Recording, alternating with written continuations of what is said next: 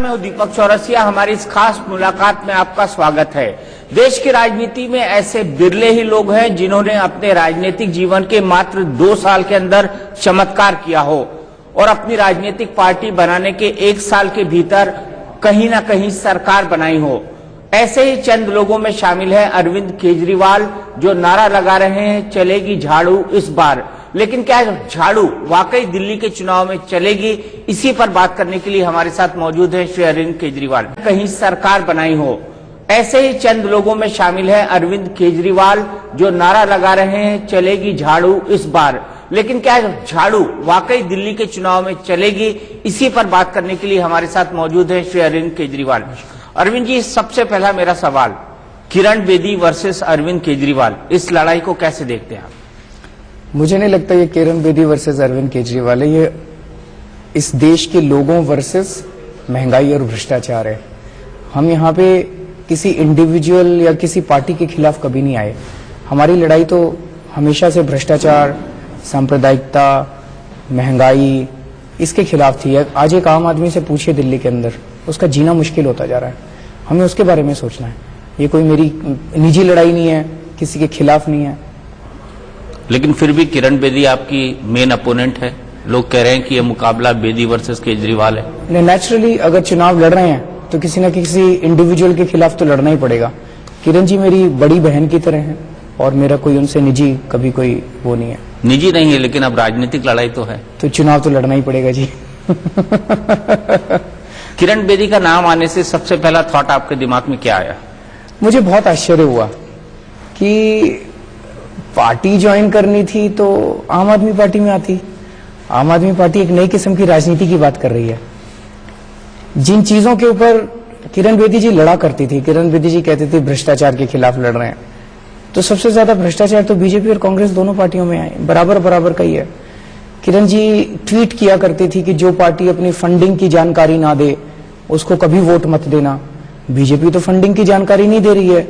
80% से ज्यादा funding BJP खुद इलेक्शन कमीशन को लिख रही है कि अननोन सोर्सेज से आता है। तो फिर बीजेपी में क्यों गई? वो हमेशा कहती थी कि जो पार्टी ऐसी लोगों को टिकट दे जो महिलाओं के खिलाफ क्राइम करे, उनको कभी वोट मत देना। उन्होंने ट्वीट किया था। तो अब बीजेपी के अंदर तो निहाल चंद जी तो कैबिनेट में बैठे हुए हैं, कितने एमपीज के खिलाफ, महिलाओं के खिलाफ वो हैं, तो उस पार्टी में क्यों गई वो? तो ये प्रश्न सारे हैं। मुझे बड़ा आश्चर्य हुआ कि वो बीजेपी में जा रही हैं ऑफ ऑल द प्लेसेस। और मैं तो नहीं कह रहा, मैं तो उनकी बहुत इज्जत करता हूं और बहुत सम्मान करता हूं। जनता के बीच में ये है कि सीएम की कुर्सी मिल गई आखिरी मोमेंट पे 10 दिन पहले चुनाव के, इस तरह से मुझे लगता नहीं करना चाहिए था। आपको लगता है उनकी राजनीतिक महत्वाकांक्षा बड़ी जोर मार गई एकाएक?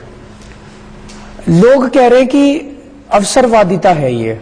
मतलब 2-3 साल अन्ना जी के मूवमेंट में हम लोग साथ रहे, जिन चीजों के खिलाफ लड़ते रहे, अगर ये बीजेपी ही ऑप्शन दे सकती थी, भविष्य दे सकती थी देश को, तो उसी टाइम बीजेपी ज्वाइन कर लेना चाहिए था। फिर आंदोलन करने की क्या जरूरत थी?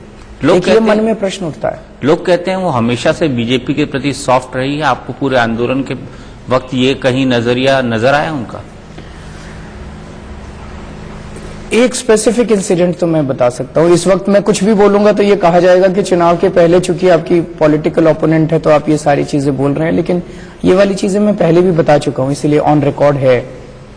26 अगस्त 2013 को या 12 को और कोयला क्रांति हुई थी, आपको याद है? जी बिल्कुल। 10 दिन का हमारा अनशन खत्म हुआ था। उसके बाद हम लोगों ने सोनिया गांधी जी, मनमोहन सिंह जी और नितिन गडकरी जी के घर का घेराव किया था। बिल्कुल। उस दिन वो पहली बार खुल के बीजेपी के समर्थन में आई थी। उसके पहले दिन हम लोग गए थे, हम लोग अपनी टीम्स बना रहे थे कि प्रशांत भूषण और योगेंद्र यादव जी इनके घर का घेराव का लीड, इस टीम को लीड करेंगे, मैं इस टीम को लीड करूंगा, कुमार विश्वास इस टीम को लीड कर।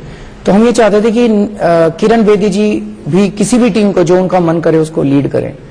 तब उन्होंने कहा था कि सोनिया गांधी जी का घर का घेराव करना ठीक है, मनमोहन सिंह जी का ठीक है, बीजेपी के किसी भी नेता के घर का घेराव नहीं किया जाएगा।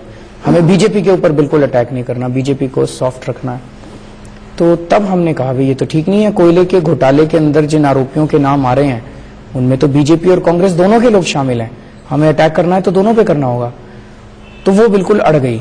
और फिर जब अगले दिन हम लोग घेराव करने के लिए गए तो पूरा दिन उन्होंने हम लोगों के खिलाफ टीवी में स्टेटमेंट्स दिए, वो पहला जंक्चर था जिस वक्त हम लोगों का रास्ते अलग अलग होने चालू हुए। उन्होंने खुल के फिर तब से बीजेपी का समर्थन पहले पार्टी के अंदर करना चालू किया और धीरे धीरे फिर आप देख रहे हैं पिछले 1 साल से वो खुल के साथ क्या कारण नजर आया आपको उसका? मुझे नहीं पता, वो तो वही बता सकती हैं कि बीजेपी से उनके कब से ताल्लुकात हैं, क्या है, मुझे आइडिया नहीं है। तो फिर वो मोदी का विरोध, सांप्रदायिकता का विरोध, और अब वो साथ आ गई, क्यों करती थी? मुझे नहीं आइडिया, दिखावा था? मुझे नहीं आइडिया। ये कंट्राडिक्शन जो है ये सब लोगों के मन में एक सवाल पैदा कर रहा है कि खुल के उन्होंने पहले उनका विरोध किया, मोदी जी का विरोध किया, बीजेपी का तो हमेशा वो सिंपैथेटिक लग रही थी, लेकिन अब वो उनके गुणगान कर रही हैं, अब वो उनकी मुख्यमंत्री की कैंडिडेट हैं। तो एक मन में बहुत सारे लोगों के प्रश्न हैं और ये बातें मैं नहीं कह रहा, ये बातें जनता के बीच में उठ रही हैं। आपके मन में क्या उठ रहा है बेदी जी को लेकर? मेरे मन में इन चीजों के बारे में मैं कभी नहीं सोचता, फ्रैंकली। मैं जब भी सोचता हूं मैं ये सोचता हूं कि मैं जनता में बहुत रहता हूं, सारा दिन जनता के बीच में घूमता रहता हूं, उनकी समस्याएं, उनके दिल्ली के हालात, तो हम उसी के बारे में ब्लूप्रिंट बना रहे हैं दिल्ली के बारे में। पिछली बार आपने देखा होगा कि लोकपाल, स्वराज, इसके बारे में हमने पूरा खाका तैयार किया था, वो खाका तैयार है। इस बार आएंगे, लोकपाल भी पास करेंगे, स्वराज भी पास करेंगे। इस बार हमें थोड़ा समय और मिल गया, तो दिल्ली की अलग अलग समस्याओं का ब्लूप्रिंट अब हम लोगों ने तैयार किया है। दिल्ली में पानी की समस्या को कैसे सॉल्व करना है, दिल्ली में बिजली की समस्या को कैसे सॉल्व करना है, सरकारी स्कूलों को कैसे ठीक करना है, प्राइवेट स्कूल जो अनाप शनाप फीस बढ़ा देते हैं उसको कैसे ठीक करना है, अस्पतालों को कैसे ठीक करना है, महिलाओं को कैसे सुरक्षा देनी है। ये पूरा खाका हम लोग बहुत डिटेल में जाके, मैं कई लोग आके प्रेजेंटेशन देते हैं, उसमें लगाऊंगा मैं, उसमें लगे हो आप। चलिए दिल्ली के मुद्दों पर आएंगे, लेकिन कई सारे मुद्दे ऐसे हैं जैसा जिसको देखकर लगता है कि अरविंद केजरीवाल को इनके एक्सप्लेनेशन देने चाहिए। हाँ बिल्कुल, पूछिए। 49 दिनों की उल्टी चाल, दिल्ली हुई है बेहाल, बीजेपी कांग्रेस ने कहा है। कांग्रेस ने कहा, ये कांग्रेस ने कहा है। और यू टर्न केजरीवाल, और आपको ये भी कहा है कि यू टर्न मफलर मैन है वो। आप ये बताइए मफलर क्यों पहनते हैं आप? ठंड लगती है। ठंड लगती है इसलिए? खांसी बहुत रहती है, आपने देखा होगा। हाँ, तो ये गला ढकना और सिर ढकना जरूरी है। कहीं ये स्टाइल तो नहीं बना है? स्टाइल स्टेटमेंट स्टाइल नहीं है, क्योंकि कई लोग कहते हैं कि अरविंद केजरीवाल का स्टाइल स्टेटमेंट लोगों ने बना लिया स्टाइल स्टेटमेंट। मैं गर्मियों में तो मफलर नहीं पहनता। अभी जैसे एक टीवी चैनल वालों ने एक 5 स्टार होटल में किया, उस दिन मैंने अंदर मफलर नहीं पहना हुआ था क्योंकि एयर कंडीशन हीट था, तो कहते आज तो आप मफलर नहीं पहन के आए, आज आप स्मार्ट बन के आए हैं क्या? मफलर पहनो तो प्रॉब्लम, नहीं पहनो तो प्रॉब्लम। सबसे पहली बात, आपने कहा था कि मैं राजनीति कभी नहीं ज्वाइन करूंगा अन्ना हजारे की तरह, और राजनीति एक गंदगी है। मैं तो आज भी कहता हूं कि मैं एक मिडिल क्लास से आया हुआ व्यक्ति हूं, उसी तरह की मेरी परवरिश हुई, और हम सब लोग यही माना करते थे कि राजनीति एक गंदगी है, राजनीति तो गुंडों का काम है, राजनीति तो 2 नंबर के पैसे से चलती है, हमारा क्या लेने देना, राजनीति अलग है, हम अलग हैं। आपने देखा कि अन्ना आंदोलन तो आपने खूब कवर किया था। अन्ना आंदोलन के टाइम हमने सब कुछ किया, धरना किया, प्रदर्शन किया, अनशन किया। अन्ना जी ने 3 बार अनशन किया, 2 बार मैंने भी अनशन किया। हम क्या मांग कर रहे थे? हम कह रहे थे भ्रष्टाचार के खिलाफ ऐसा कानून बनाओ कि अब अगर वो भ्रष्टाचार करे तो उसको जेल हो जाए। वो लोग नहीं माने, बार बार धोखा दिया, बार बार धोखा दिया। धीरे धीरे ये साफ हो गया कि जिन लोगों से हम ये मांग कर रहे हैं, अगर उन्होंने आज ये कानून पास कर दिया तो वो तो खुद ही जेल चले जाएंगे। वो क्यों पास करेंगे? सुसाइड करेंगे क्या वो? तो जब तक राजनीति साफ नहीं की जाएगी, जब तक अंदर साफ लोग नहीं जाएंगे, तब तक समाधान नहीं हो सकता। लड़ाई बहुत मुश्किल थी, मतलब ऐसे लगता था इम्पॉसिबल सी थी, लेकिन किसी को तो बीड़ा उठाना था। तब हम लोगों ने, आपने तो पूरा इवोल्यूशन देखा हमारा किस तरह से। हम लोग तो आखिरी मोमेंट तक राजनीति में नहीं आना चाहते थे, राजनीति में इच्छा से नहीं आए, मजबूरी में आए हम लोग। मजबूरी में आए, लेकिन यह मजबूरी सत्ता की लालच के चलते थी? नहीं, अगर सत्ता का लालच होता, मुख्यमंत्री का पद क्यों छोड़ता मैं? आज तक कोई चौकीदार की नौकरी नहीं छोड़ता, कोई छोटी मोटी नौकरी नहीं छोड़ता। मुख्यमंत्री की कुर्सी तो ऐसे ही नहीं छोड़ी जाती। वो तो बड़े लालच के लिए था। आपको लगा मुख्यमंत्री नहीं, अब मैं प्रधानमंत्री बनूंगा? ये अच्छा प्रश्न आपने पूछा। आप ये बताइए कि अगर किसी को प्रधानमंत्री बनना है, संविधान की कौन सी धारा में लिखा है कि उसको मुख्यमंत्री का पद छोड़ना पड़ता है? आज तक किसी ने छोड़ा मुख्यमंत्री का पद प्रधानमंत्री बनने के लिए? नरेंद्र मोदी जी ने भी नहीं छोड़ा, बाकी और इतने सारे प्रधानमंत्री के दावेदार हैं, इच्छा रखने वाले हैं, किसी ने नहीं छोड़ा। तो मुख्यमंत्री का पद मैंने प्रधानमंत्री के लिए छोड़ा, ये कहना तो गलत है। अगर ऐसा होता तो इसका मतलब मैं तो सत्ता का बहुत लालची था। अगर इतना ही सत्ता का लालची था तो एक कुर्सी तो अपने साथ में रखता ना, एक अपने हाथ में, उसको क्यों छोड़ता? भाई बाई चांस नहीं बना तो यहां तो आके बैठ जाऊंगा, वो क्यों छोड़ने की जरूरत थी? वो तो छोड़ने की। दूसरी चीज, अगर प्रधानमंत्री बनना ही होता तो लोकसभा में जाना जरूरी है, तो कम से कम ऐसी सीट से तो लड़ता जहां से जीत जाता, जहां से जीतने के चांसेस थे। मैं क्यों अपना जाके दीवारों से सर फोड़ता? डे 1 से सब लोग कह रहे थे हारेगा हारेगा हारेगा, लेकिन मैं नई दिल्ली से लड़ लेता, मैं कहीं से लड़ लेता। दिल्ली के लोग मुझे इतना प्यार करते हैं, मेरे को वाराणसी जाने की क्या जरूरत है? अगर मुझे जाना चाहिए था, नहीं जाना चाहिए था, इसके अलग आर्ग्यूमेंट्स हैं। कुछ लोग कहेंगे नहीं जाना चाहिए था, कुछ, लेकिन कम से कम मैं ऐसी सेफ सीट से लड़ता। तो प्रधानमंत्री बनने के लिए तो नहीं गया, प्रधानमंत्री बनने के लिए मुख्यमंत्री की कुर्सी छोड़ी, ऐसा नहीं है। मुख्यमंत्री की कुर्सी क्यों छोड़ी? आपने देखा विधानसभा के अंदर वो कहने को कांग्रेस बाहर सपोर्ट कर रही थी, अंदर वो दोनों बीजेपी और कांग्रेस वाले इकट्ठे हो गए। 2 दिन की आपने विधानसभा का सत्र देखा, वो 40 हो गए, हम 28 रह गए, हम माइनॉरिटी गवर्नमेंट बन गए, हमारी मेजॉरिटी नहीं थी, हम एक भी कानून पास नहीं करा पा रहे थे। तब मैंने इस्तीफा दिया था, ये सोच के इस्तीफा दिया था कि आज इस्तीफा दे रहा हूं, जनता बहुत खुश है, कल चुनाव हो जाएंगे और जनता हमें इस बार 50 से ज्यादा सीट देगी, बिना कांग्रेसियों के समर्थन के हम 5 साल सरकार चलाएंगे। मुझे क्या पता था ये चुनाव ही नहीं कराएंगे, राष्ट्रपति शासन लगा देंगे। और इस बात का सबसे बड़ा सबूत मेरी इंटेंशंस जो हैं वो ये है कि जैसे ही मैंने इस्तीफा दिया और इन्होंने राष्ट्रपति शासन, हमारी कैबिनेट ने रिकमेंड किया था कि दिल्ली में चुनाव तुरंत कराए जाएं, उन्होंने चुनाव नहीं कराए, राष्ट्रपति शासन लगा दिया। तुरंत हम लोगों ने सुप्रीम कोर्ट में केस कर दिया 3 मार्च को, और सुप्रीम कोर्ट से कहा कि दिल्ली में चुनाव कराइए। प्रधानमंत्री बनना होता हम सुप्रीम कोर्ट में क्यों जाते हैं? सुप्रीम कोर्ट ने भी 10 महीने लगा दिए। नहीं, लेकिन बड़ा सवाल ये है, आपको भी पता था कि इतनी जल्दी चुनाव तो होंगे नहीं, चुनाव की भी एक प्रक्रिया होती है, उसमें कम से कम 6 महीने लगते हैं। और कांग्रेस तो कह रही थी कि अनकंडीशनल सपोर्ट था आपको, मैंने 5 साल तक के लिए सपोर्ट था। वो कहने को कह रही थी ना, आपने तो देखा था, बाहर कह रहे थे अनकंडीशनल सपोर्ट है और अंदर उन्होंने एक भी कानून पास नहीं करने दिया, हर चीज में टांग अड़ा रहे थे। लेकिन प्रक्रिया गलत थी आपकी उस कानून को पास करवाने की। प्रक्रिया भी गलत नहीं थी। प्रक्रिया, एक सेक्शन है जो ये कहता है कि आपको कानून प्रेजेंट करने के पहले एलजी की परमिशन लेनी पड़ती है ना? आपको एलजी को लिख के देना था, एलजी की परमिशन लेनी पड़ती है। और एक और सेक्शन है जो ये कहता है कि अगर एलजी की परमिशन कानून के पहले ना ली जाए तो कानून के बाद परमिशन ली जा सकती है, कानून पास होने के बाद। हमने कहा हम कानून पास करा देते हैं, उसके बाद एलजी साहब परमिशन दे देंगे। दोनों सेक्शन है और ये समझाया हमने कांग्रेस को। लेकिन एलजी साहब ने डिस्प्लेजर अपना पहले ही लिख के असेंबली को कम्युनिकेट कर दिया। चर्चा होती, वो चर्चा करने को भी तैयार नहीं थे। अगर हम उससे आगे बढ़े 49 दिन की सरकार की आप जो बात कर रहे हैं, आपने 49 दिन की सरकार चलाने के लिए तो जनता से रेफरेंडम लिया, लेकिन इस्तीफा देने के लिए नहीं लिया, ऐसा क्यों? गलती थी हमारी, मैंने हर जगह मानी अपनी गलती। ये हमारी गलती हुई, हमें लेना चाहिए था, जनता से पूछना चाहिए था। ये सबसे बड़ी गलती है जिसके लिए हम माफी भी मांग चुके हैं जनता से, और हम अपनी गलती भी स्वीकार कर सकते हैं, कर चुके हैं। लेकिन क्या जनता ने आपको माफ कर दिया है? 4-5 महीने तक ऐसे लगता, पहले तक ऐसे लगता था जनता बहुत ज्यादा नाराज है इस बात से। अब मैं जब जा रहा हूं जनता के विषय में, जनता कह रही है जी दूसरा मौका एक और देंगे आपको। दूसरा मौका? और आप आश्वस्त हैं इस दूसरे मौके के लिए? लगता है। दूसरा जो बड़ा मुद्दा है जिसको अपोजिशन पार्टी ने बड़ी हवा दी, कि आपने कहा कि मैं अपने बच्चों की कसम खाता हूं, मैं न किसी से समर्थन दूंगा न लूंगा, इस पर आप क्यों पलटे? मैं सहमत हूं और हम समर्थन नहीं लेना चाहते थे।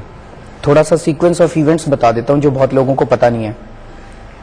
शुक्रवार का दिन था, उसके पहले बीजेपी को एलजी साहब बुला चुके थे, बीजेपी मना कर चुकी थी। मेरे पास फोन आया एलजी साहब का कि मैं आपसे सरकार बनाने के सिलसिले में मिलना चाहता हूं।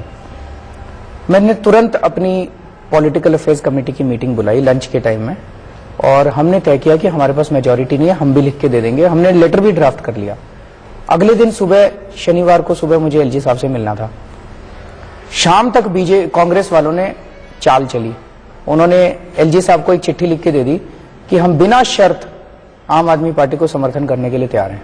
अब सारे टीवी चैनल्स पे चलने लग गया, आप भी देखना, आम आदमी पार्टी भाग रही है अपनी जिम्मेदारी से, आम आदमी पार्टी भाग रही है अपनी जिम्मेदारी से। इन्होंने जितने वादे किए थे मैनिफेस्टो में सारे झूठे थे।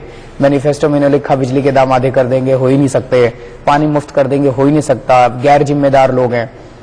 अब हम फंस गए, आगे कुआं पीछे खाई। तो हम लोगों ने तय किया कि हम जनता से पूछेंगे, और हमें पूरी उम्मीद थी कि जनता ये कहेगी कांग्रेस से समर्थन मत लेना।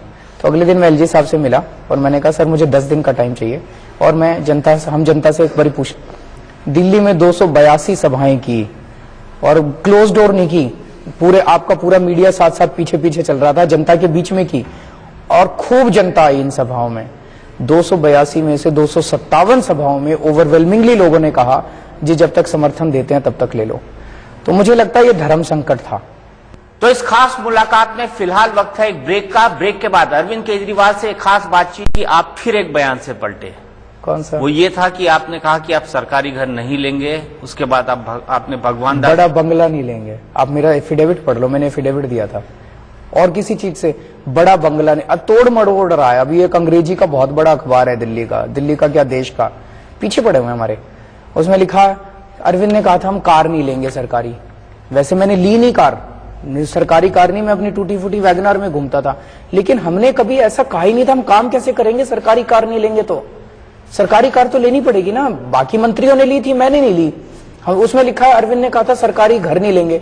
सरकारी घर तो लेना पड़ेगा, मेरे पास घर है ही नहीं, मैं रहूं, आज भी मैं सरकारी घर में ही रह रहा हूं, इनकम टैक्स डिपार्टमेंट ने दे रखा। बड़ा बंगला नहीं लेंगे। बड़ा बंगला लोगों के और मंत्री के बीच में एक दीवार पैदा करता है, वो एक ओवरऑड हो जाता है, मतलब आदमी आ ही नहीं सकता वहां पे। मैंने घर लिया, मैंने टाइप 6 घर लिया, उनको टाइप 9 या टाइप 8 या पता नहीं कितना बड़ा बंगला मिलता है। मेरा घर छोटा सा था, आप आए देखा होगा आपने, मेरा छोटा सा घर था, मैंने छोटा सा घर लिया था, बंगला नहीं लिया बड़ा। तिलक लेन में अमित शाह कह रहे थे कल कि पहले वो वैगन आर में चलते थे, फिर उनकी इनोवा हो गई, अब जो है अगली बार वो अगर मुख्यमंत्री बन गए तो उनके घर के सामने वो प्लेन खड़ा कर लेंगे। वो जैसे वो खुद घूमते हैं ना प्लेन में, इसीलिए उनको अन्ना जी कहते हैं, जो जैसा चश्मा पहनता है उसको दुनिया वैसी दिखती है।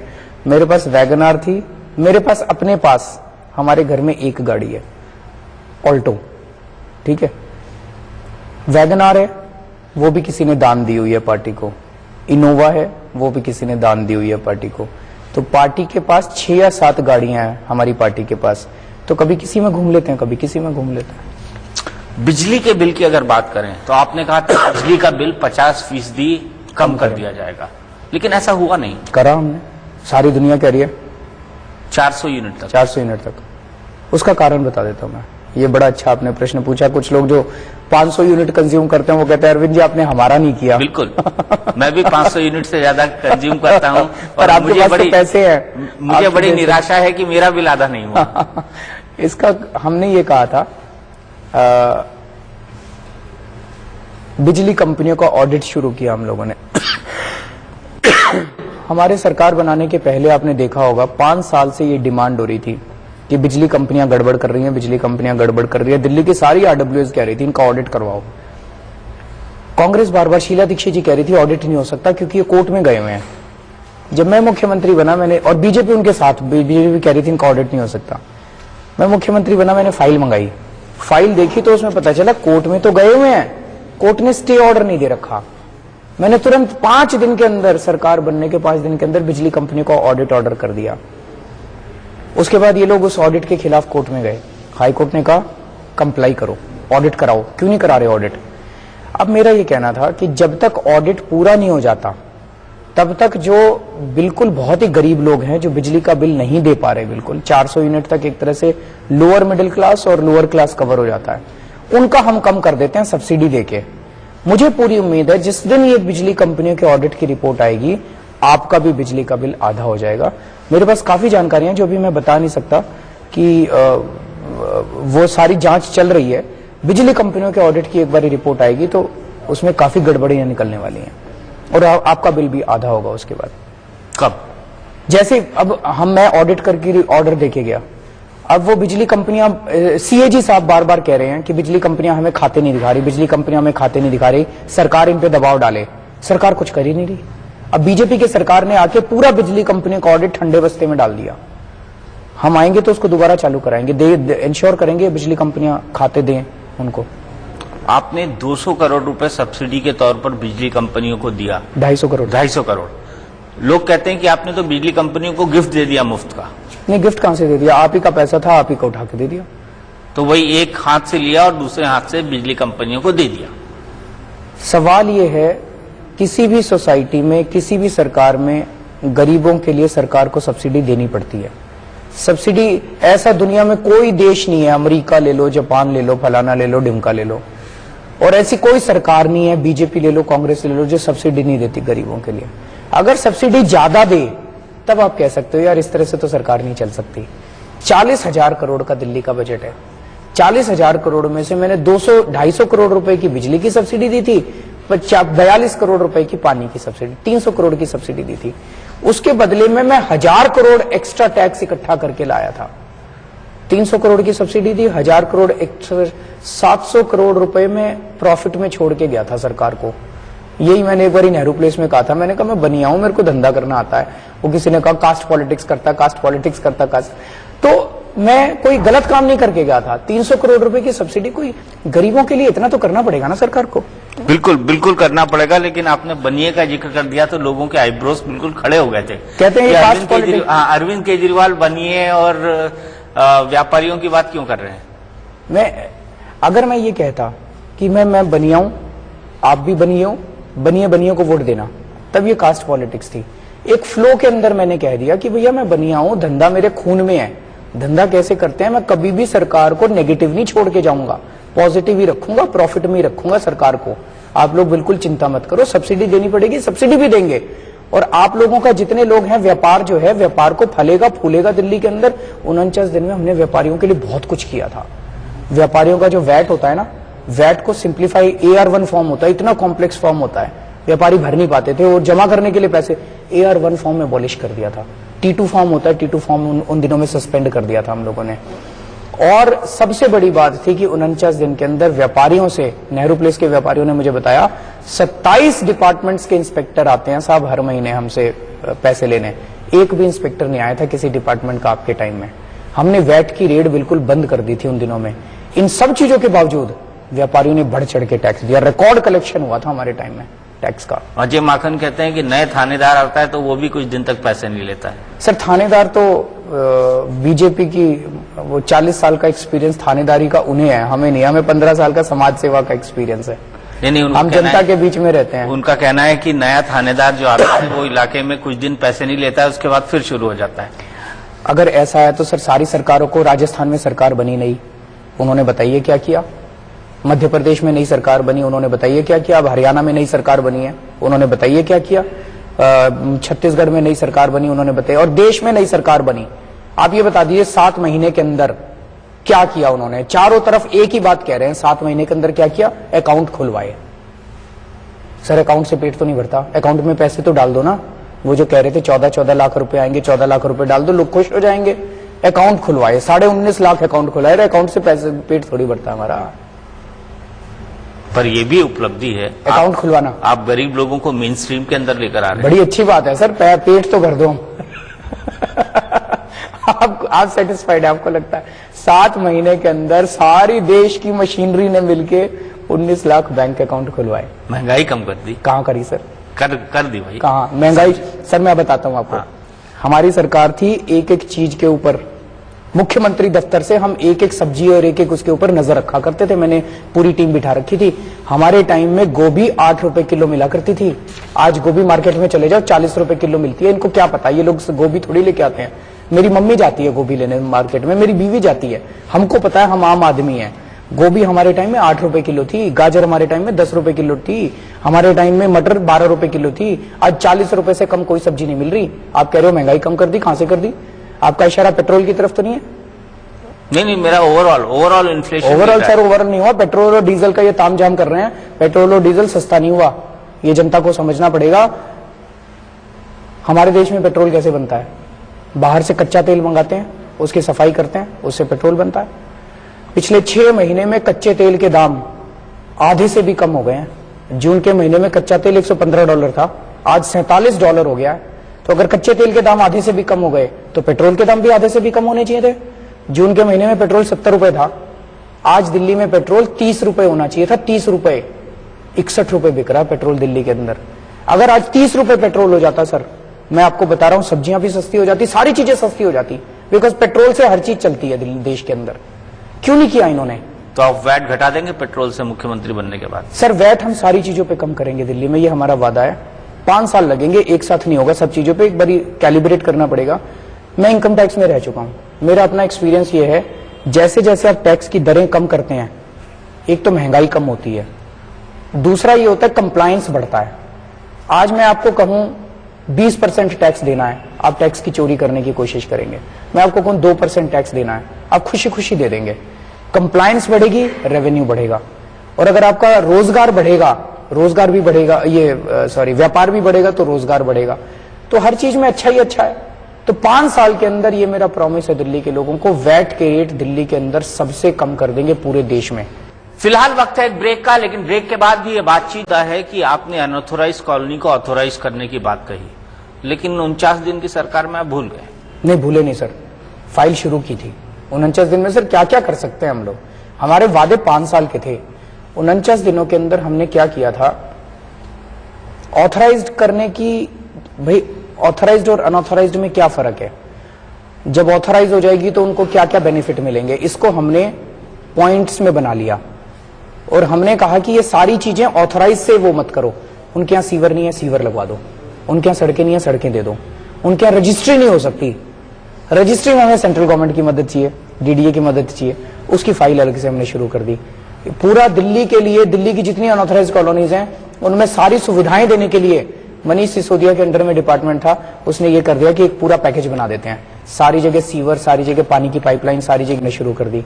पूरा दिल्ली के लिए, दिल्ली की जितनी अनऑथराइज कॉलोनीज हैं उनमें सारी सुविधाएं देने के लिए मनीष सिसोदिया के अंडर में डिपार्टमेंट था, उसने ये कर दिया कि एक पूरा पैकेज बना देते हैं। सारी जगह सीवर, सारी जगह पानी की पाइपलाइन, सारी जगह बिजली, सारी जगह पार्क, इसके सारे हम बनाना शुरू कर देते। तो वो शुरू किया था, अब दोबारा आएंगे, इनकी रजिस्ट्रियां खुलवाएंगे, इनके घरों पे लोन दिलवाएंगे, इनके सीवर की लाइनें बिछवाएंगे, इनके यहाँ स्ट्रीट लाइट्स लगवाएंगे, सड़कें बनवाएंगे, पार्क बनवाएंगे, स्कूल बनवाएंगे, इनके यहाँ अस्पताल बनवाएंगे। ये प्रॉब्लम है। लेकिन सेंट्रल बाकी सारी सरकारें क्या करती हैं? सेंट्रल गवर्नमेंट तो वो कर ही चुकी है। कहाँ अनऑथोराइज कॉलोनी को ऑथोराइज करने के लिए तो अब मैं अध्यादेश जारी कर दिया। मैं अध्यादेश नहीं जारी किया, कैबिनेट ने डिसीजन लिया, कोई अध्यादेश नहीं जारी किया, अब झूठ बोल।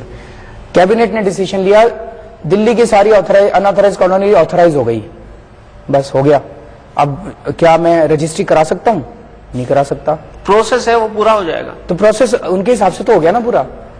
23 मार्च 2008 को, नवंबर 2008 में चुनाव हुए थे दिल्ली असेंबली के।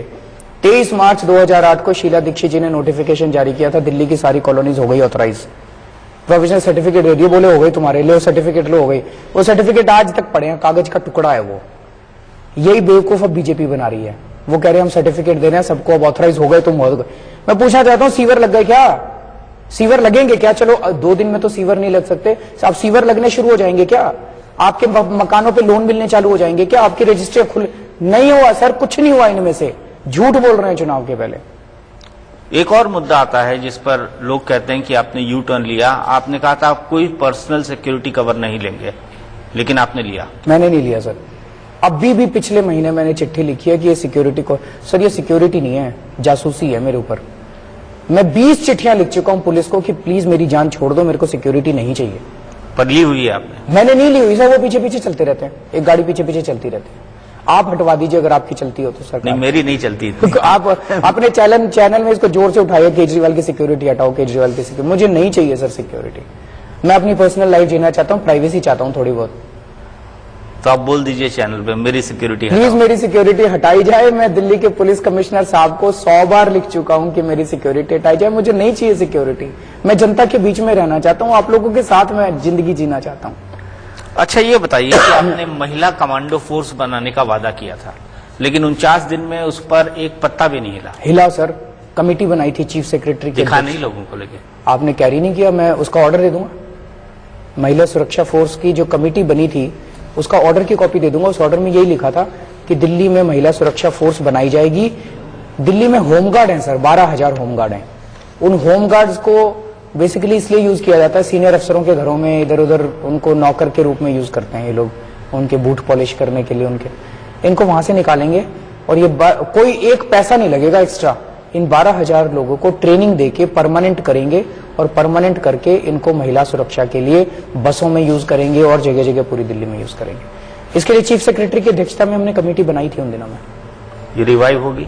रिवाइव क्या, तुरंत इंप्लीमेंट कराएंगे उसको, तुरंत इम्प्लीमेंट कराएंगे। आपने वादा किया मुझे था, उम्मीद है, मैं उसके बाद मैं टच में नहीं था, सरकार में नहीं था, कि अब 1 साल के अंदर तो उस कमेटी ने रिपोर्ट दे ही दी होगी अपनी। आपने वादा किया था आप जनता दरबार लगाएंगे, लेकिन नीचे जनता दरबार लगाते लगाते आप छत पे पहुंच गए।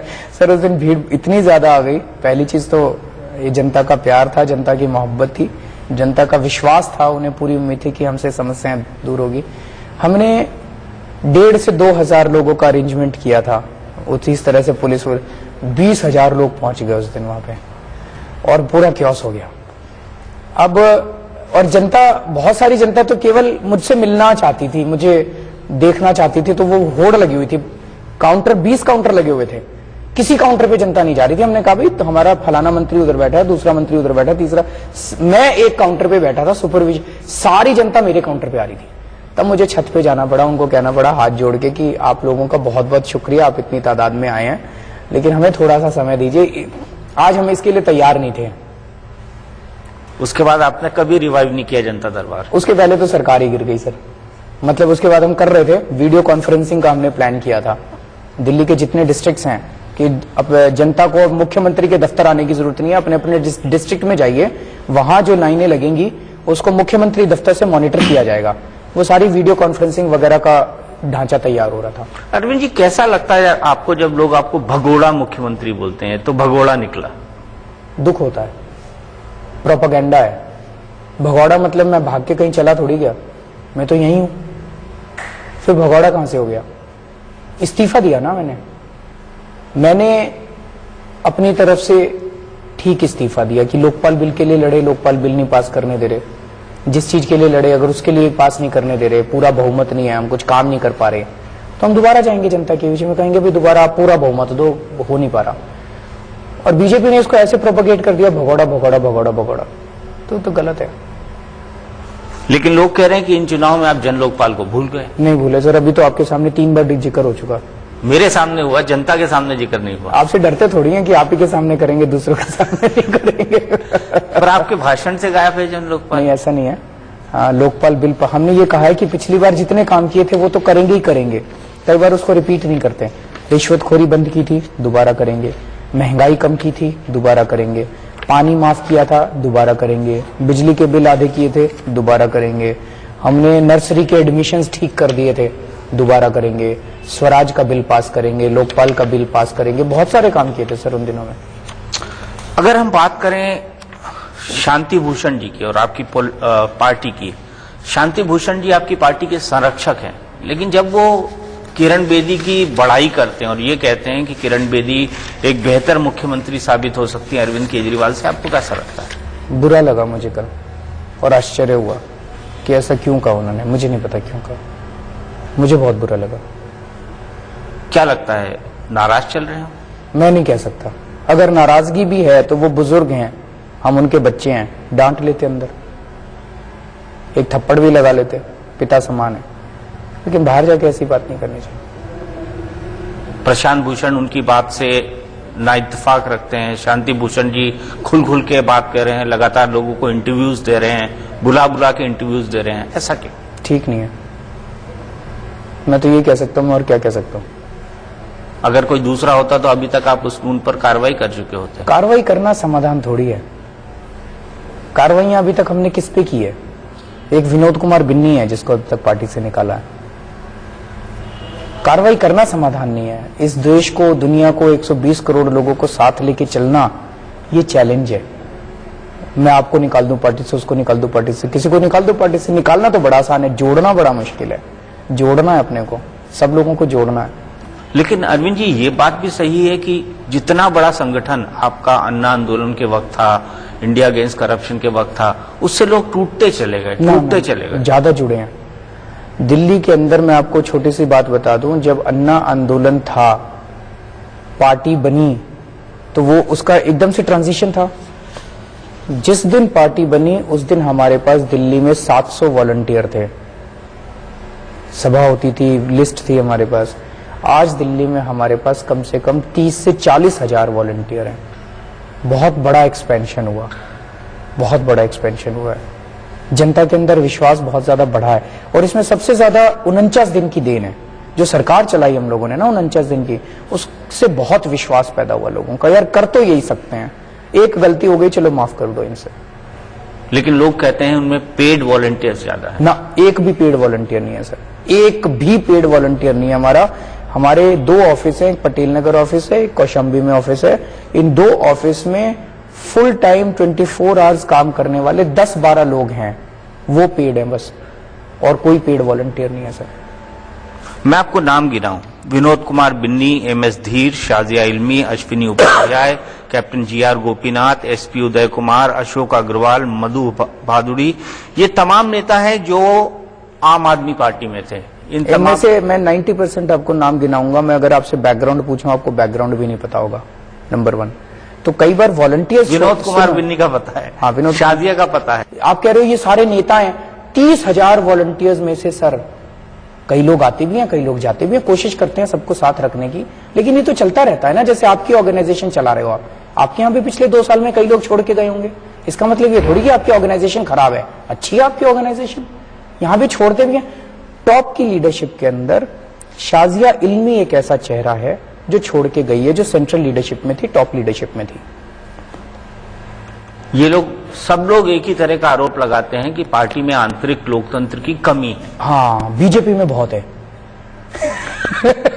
आपको हंसी नहीं आती?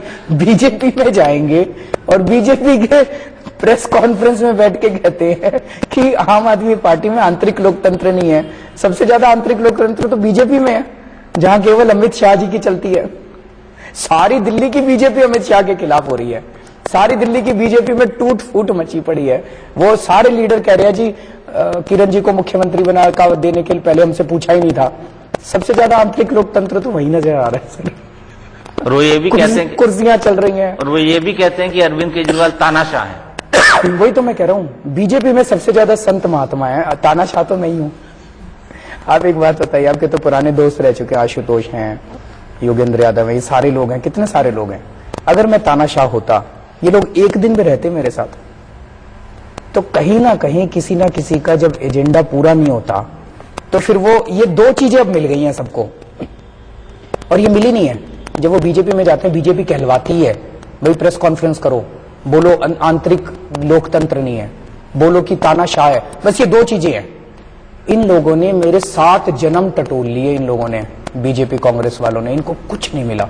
मैं बताऊं आपको, मेरे को पता चला है, मैं इनकम टैक्स में दिल्ली में 97-98 में पोस्टेड था, 4-5 साल मैंने काम किया इनके। उस दौरान मैंने जितनी फाइलों से डील किया, इन्होंने सारी फाइलें टटोल ली, कुछ मिल जाए इसके खिलाफ, कुछ मिल जाए, कुछ कीचड़ फेंको, कुछ नहीं मिला इनको।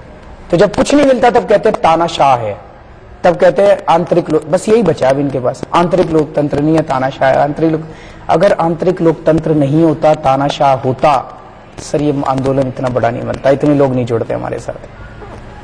आपके बारे में कहा जाता है आप हिट एंड रन की पॉलिटिक्स करते हैं, आरोप लगाए निकल लिए, आरोप लगाए निकल लिए।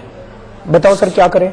चाहे वो सलमान खुर्शीद हो, चाहे वो नितिन गडकरी हो, चाहे वो रॉबर्ट वाड्रा हो, चाहे वो रॉबर्ट वाड्रा हो, सतीश उपाध्याय हो, चाहे वो सतीश उपाध्याय हो, हिट एंड रन। हाँ, मैं आपको बताता हूं, जब हम सरकार के बाहर हैं, हम क्या कर सकते हैं सर? हम यही तो, हम मरी पिटी जनता है, हम यही तो कह सकते हैं कि भैया चोरी हो गई, चोरी हो गई, चोरी हो गई, कुछ करो।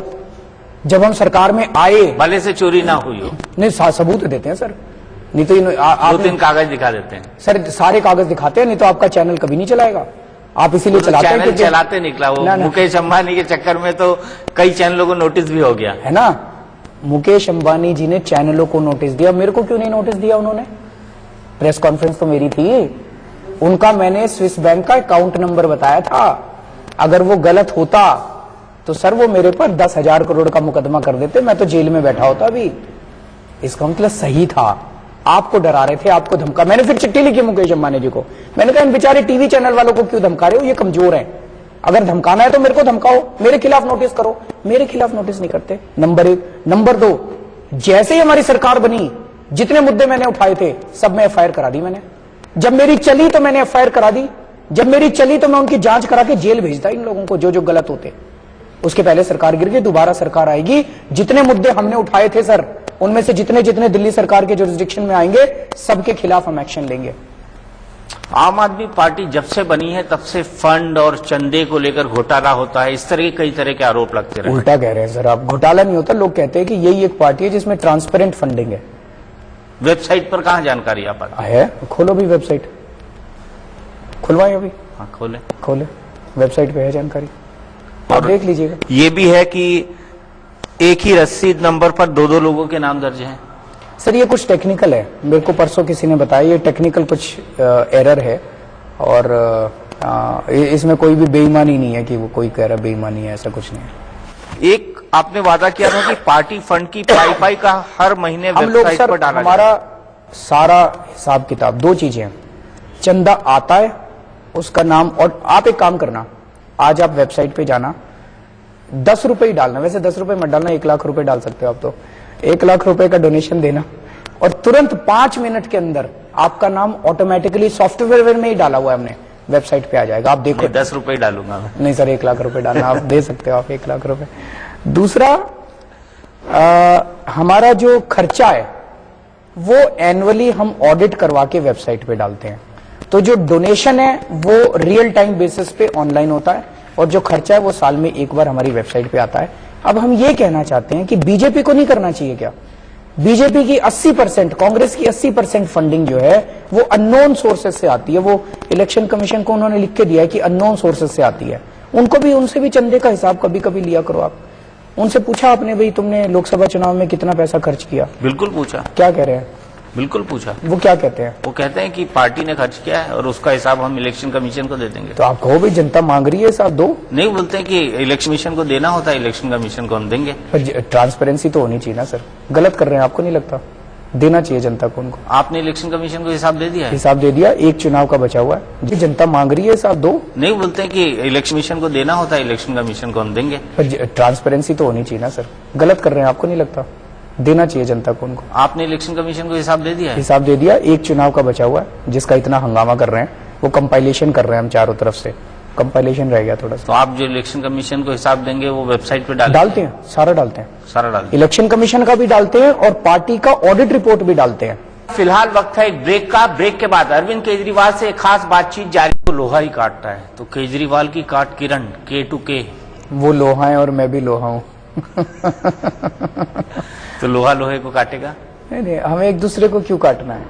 किरण जी फले फूलें, खुश रहें अपनी जिंदगी में, मैं ऐसी कामना करता हूँ, मैं क्यों काटूंगा उनको?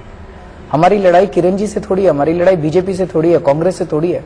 हमारे लड़ाई तो भ्रष्टाचार और महंगाई से है, उसके खिलाफ लड़ते रहेंगे। नहीं, आप कह रहे हैं बीजेपी भ्रष्टाचार और महंगाई का प्रतीक है। तो भ्रष्टाचार और महंगाई से है, बीजेपी से नहीं है, कांग्रेस से नहीं है, किसी भी इंडिविजुअल से नहीं है।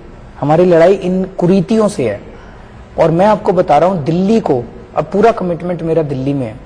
दिल्ली को, जैसे आपको याद है जब हम दिल्ली में हमारी सरकार बनी थी, मैंने कहा मैं गाड़ी नहीं लूंगा, बंगला नहीं लूंगा, तो राजस्थान से आवाज उठी मुख्यमंत्री की मैं भी नहीं लूंगी। महाराष्ट्र से उठा, मैंने कहा बिजली के रेट आधे करेंगे, महाराष्ट्र वालों ने कहा हम भी आधे करेंगे। अगर हम दिल्ली के अंदर अच्छी राजनीति करेंगे सर, इसका असर पूरे देश के ऊपर पड़ेगा। हम यहाँ से गूंज उठेगी स्वच्छ राजनीति की, उसका असर पूरे देश पे पड़ेगा। बिल्कुल पूरे देश पर पड़ेगा। और देश की अगर हम बात करें तो अरविंद केजरीवाल जी, आपकी राजनीतिक महत्वाकांक्षा क्या दिल्ली से निकलकर देश पर भी जाने वाली है आने वाले? मेरी कोई महत्वाकांक्षा नहीं है। जैसे मैंने कहा, मेरा अल्टीमेट एम जिंदगी में स्पिरिचुअलिटी है, आध्यात्म है, वहीं मेरा मन लगता है। और मैं आज राजनीति के अंदर भी जो हूं, इसको मैं अपना धर्म मानता हूं। जैसे लोग मंदिर जाते हैं ना, सेवा करते हैं, मेरे लिए राजनीति मंदिर जाने और सेवा करने जैसी है। तो कितने दिन मैं कर्म योग में रहूंगा और उसके बाद कब मैं भक्ति योग में और ज्ञान योग में जाऊंगा, मैं नहीं कह सकता। हाँ, आपकी रैली में हाल ही में हमने पोस्टर देखा था कि मोदी जी देश आप चलाओ, दिल्ली हमारे लिए छोड़ दो। ये मैंने सुना है, ये पार्टी का पोस्टर नहीं है, कुछ लोगों ने वहां लगा दिया था। मैं इससे सहमत नहीं हूँ। आप इससे सहमत? मैं सहमत नहीं हूँ। दिल्ली में बीजेपी का नारा है, चलो चले मोदी के साथ। कहाँ चले? दिल्ली चले मोदी के साथ? कहाँ? विकास के पथ पर। आप हंस रहे हैं, मैं इतनी सीरियस बात कर रहा हूँ। आप भी हंस रहे हैं। मैं आपको देख के हंस रहा हूँ। तो बस जवाब मिल गया, हंसी में ही जवाब मिल गया आपको। नहीं, अगर विकास के पथ पर दिल्ली को जाना है। 7 महीने में कहाँ पहुंचे हम लोग? 7 महीने हो गए, 7 महीने छोटा, 8 महीने हो गए अब तो। 8 महीने छोटा पीरियड नहीं होता। कहां पहुंचे? बैंक अकाउंट खुलवाए हैं बस, और तो कहीं नहीं पहुंचे हम लोग। आपकी सुई खाली बैंक अकाउंट पे अटक गई है। मैं तो भाई आपसे पूछना चाह रहा हूं, आप तो इतने ज्ञानी आदमी हैं कि कहा और क्या क्या हुआ 8 महीने में, क्या हुआ, कहां पहुंचे हम लोग? 49 दिन में हमने इतने काम करके दिखा दिए थे। 8 महीने में क्या क्या हुआ, गिनवा दीजिए आप। 15 साल में क्या हुआ ये गिनवाइए आप। नहीं हुआ, इसीलिए लोगों ने नाराजगी में दिया। 8 महीने में नहीं हुआ, इसीलिए लोग हमें वोट दे रहे हैं दिल्ली के अंदर कि 49 दिन में इतना हुआ, 8 महीने में कुछ नहीं हुआ। स्टार्क डिफरेंस है। आप ऐसे बातें बोलते हैं कि लोग आपके झूठ को भी सच मान लेते हैं, आपके विरोधी ही आरोप लगाते हैं। सर बताइए मैंने कौन सा झूठ बोला? नहीं, लोग मान लेते हैं। मैंने झूठ बोला हो तो आप बताइए कौन सा झूठ बोला? नहीं, मैं एक बात बता रहा था। विरोधी आरोप लगाते हैं कि मैं झूठ बोलता हूँ, मेरे को बता दो मैंने कौन सा झूठ बोला। नहीं, आपके झूठ, वो ये बोलते हैं कि आप में बोलने की ऐसी कला है कि आप अगर झूठ बोले तो वो भी सच लगने लगता है। मैं झूठ बोलता ही नहीं सर, मैं झूठ क्यों बोलूंगा? झूठ वो लोग बोलते हैं जिनका स्वार्थ होता है, मेरा क्या स्वार्थ है इस सब में? अच्छा, 2-3 rapid fire question. Modi ji के बारे में आप क्या कहेंगे? देश के प्रधानमंत्री हैं और मैं निवेदन करूंगा कि अब ज्यादा से ज्यादा एक्शन लें, जो वादे उन्होंने किए थे वो वादे पूरे करें। अमित शाह? अमित शाह जी बीजेपी चला रहे हैं, बीजेपी चलाएं। किरण बेदी? किरण बेदी जी दिल्ली के मुख्यमंत्री बनना चाहती हैं, अगर जनता चाहेगी तो बनाएगी। अन्ना हजारे? अन्ना हजारे जी की बहुत इज्जत करता हूं, पिता समान है। अरविंद केजरीवाल? अरविंद केजरीवाल अपने लिए कुछ नहीं कर रहा, जो कुछ कर रहा हूं तन मन धन परिवार सब कुछ कई सालों से समाज के लिए दांव पे लगाया हुआ है। अजय माकन? अजय माकन जी को शुभकामनाएं। सिर्फ शुभकामनाएं? अजय माकन जी भी बेचारी डूबती कांग्रेस को कोशिश कर रहे हैं। राहुल गांधी? राहुल गांधी जी अपना काम कर रहे हैं। इंडिविजुअल पे आप क्यों बात कर रहे हैं? एक एक इंडिविजुअल पे क्यों बात कर रहे हैं? नहीं, मैं तो आपके कमेंट जानना चाह रहा हूँ। कमेंट इंडिविजुअल्स पे कभी नहीं करने चाहिए। चलिए, सबको मेरी शुभकामनाएं। सब लोग अपने अपने जीवन में स्वस्थ रहें, सुख शांति पूर्वक आनंद पूर्वक रहें, ऐसी मैं मनोकामना करता हूं। मेरी किसी इंडिविजुअल से मेरी कोई दुश्मनी नहीं है। बहुत बहुत शुक्रिया अरविंद केजरीवाल जी, आप आए, आपने हमसे बात की। तो ये थे अरविंद केजरीवाल जिन्होंने बेबाकी के साथ अपनी बात हमारे सामने रखी। दिल्ली चुनाव में बस कुछ ही वक्त बाकी है और तलवारें अभियान से निकल चुकी हैं। देखना ये दिलचस्प होगा कि जनता किसकी तरफ अपना रुझान दिखाती है। हमारी इस खास मुलाकात में बस इतना ही, लेकिन इंडिया न्यूज पर खबरों का सिलसिला लगातार